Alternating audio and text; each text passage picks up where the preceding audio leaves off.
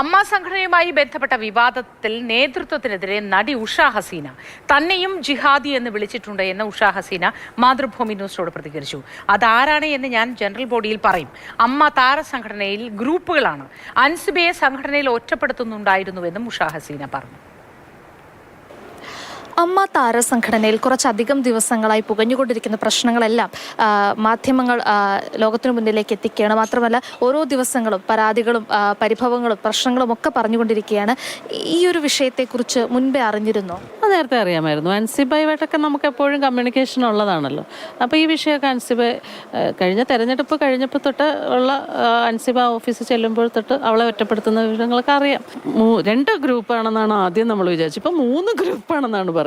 ശ്വേതാ മേനോൻ, ടിനി ടോം, പിന്നെ അങ്ങനെ ഒരു ഗ്രൂപ്പ്, കുക്കു പരമേശ്വരൻ, നീന പ്രസാദ്, നീന കുറുപ്പ്, അങ്ങനെ ഒരു ഗ്രൂപ്പ്. ഇതെല്ലാം കേട്ടുകൊണ്ട് നിൽക്കുന്ന ജയനും ജോയ് മാത്യു അവർ വേറൊരു ഗ്രൂപ്പ്. നീന കുറുപ്പ് എന്നോടും പറഞ്ഞു, നീന കുറുപ്പ് സാക്ഷിയാണ് കേട്ടത്, പിന്നെ അൻസിബ ഇങ്ങനത്തെ വാക്കുകൾ ഉപയോഗിച്ചു എന്നുള്ളത് പറഞ്ഞു എന്നുള്ളത് സത്യമാണ്. എന്നെയും വിളിച്ചു. അത് ഞാനിപ്പോൾ ഇവിടെ പറയുന്നില്ല, ഞാൻ പറയാൻ ഉദ്ദേശിച്ചതല്ല.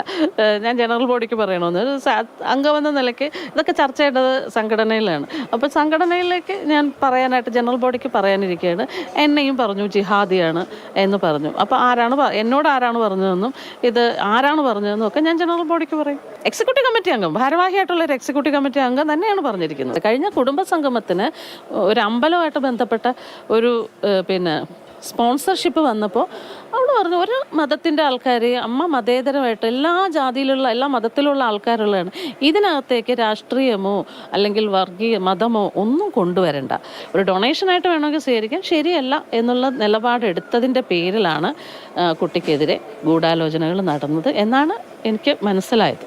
ഈ ഭരണസമിതി പിരിച്ചുവിട്ടിട്ട് നല്ലൊരു പാനൽ വെക്കട്ടെ. ഈ പെട്ടെന്ന് തീരുമാനം എടുത്തിട്ട് ഇതൊരു ഗ്രൂപ്പാക്കി ഇത് ചളകുളവാക്കാൻ വേണ്ടിയിട്ട് കുറച്ച് പേര് ഇതിനകത്ത് ശ്രമിച്ചിട്ടുണ്ടെന്നാണ് എനിക്ക് തോന്നുന്നത്. ഭരണസമിതി അധികാരത്തിൽ വന്നതിന് ശേഷം ആദ്യം തന്നെ പ്രസിഡന്റ് പറഞ്ഞത് അമ്മയിൽ നിന്നും പുറത്തു പോയിട്ടുള്ള എല്ലാ ലേഡി ആർട്ടിസ്റ്റുകളെയും തിരിച്ച് നമ്മൾ കൊണ്ടുവരും, അതിജീവിതയെ ഉൾപ്പെടെ. പിന്നീടുള്ള എക്സിക്യൂട്ടീവ് കമ്മിറ്റിയിൽ അൻസിബയാണ് അത് ചോദിച്ചിട്ടുണ്ട്.